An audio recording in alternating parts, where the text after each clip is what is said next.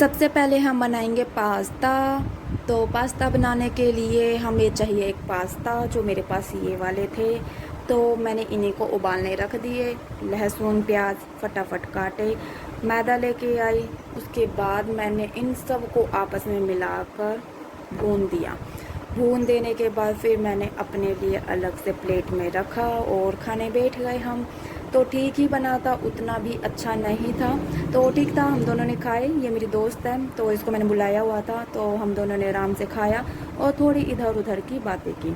इसके बाद ये मेरी पानी की बोतल तो नहीं है, सिपर हाँ जो भी है वो है। तो ये मुझे मेरे बर्थडे पे गिफ्ट मिला था। मैंने इसको आज ही निकाला है, ये सोच के कि अब मैं इसको गर्मियों में यूज़ करूँगी। मैं कॉलेज गई, ज़्यादा भीड़ भी नहीं थी अपना रोल नंबर लेने, क्योंकि अब मेरे फाइनल एग्ज़ाम होने वाले हैं। तो फ़ाइन भी कम आया था मेरा, जो कि था 30 रुपये।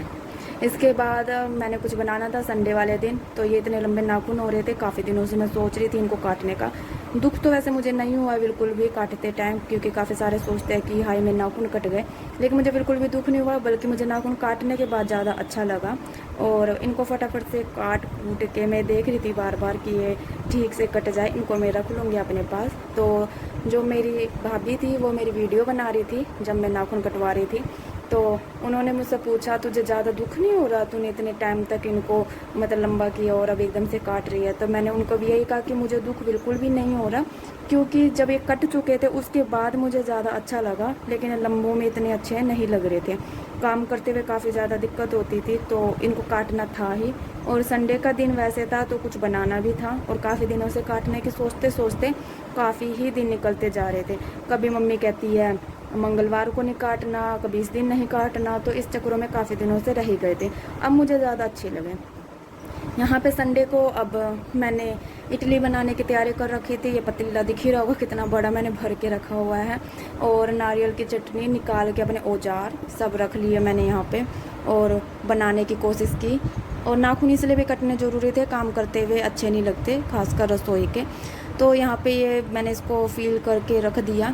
तो एक एक इडली बनने में इतना टाइम लग रहा था, मैं शायद 11 बजे बनाने लगी थी और 2 या 3 बज चुके थे मुझे बनाते बनाते। लेकिन ठीक था, बन चुके, काफ़ी लंबे टाइम बाद ही बनी थी। ये चीज़ भी ऐसी ऐसी कभी कभी बनती है।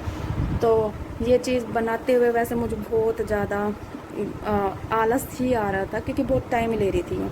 इसके बाद मेरी मम्मी ने खाया। मेरी मम्मी वैसे यहाँ पापा से बात कर रही है कुछ, इसलिए ऐसे बोल रही है। तो मेरी मम्मी कह रही है मेरे को खाने दे आराम से, तो मेरी मम्मी को तो अच्छी लगती ही है। इसके बाद मेरी दोस्त और अंकल आंटी उन्होंने भी खाए, उनको भी काफ़ी अच्छे लगे। वैसे मुझे बताया तो नहीं उन्होंने कितने अच्छे लगे, पर ठीक ही है।